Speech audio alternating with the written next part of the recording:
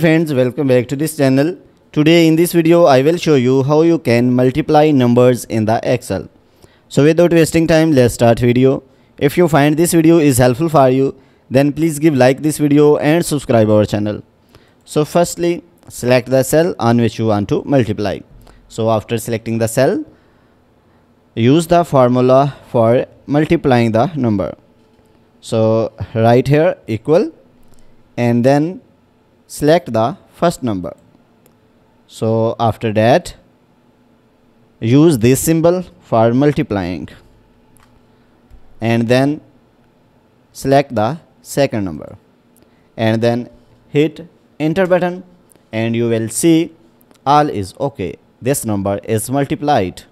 So if you want to multiply the other number, so just click on first cell on which you created the formula. After that, press the left side of mouse and then drag to the lower end. And you can see all numbers are multiplied. So guys, in this way you can multiply all number in the Excel. So guys, if this video is helpful for you, then please give like this video and subscribe our channel. Thanks for watching.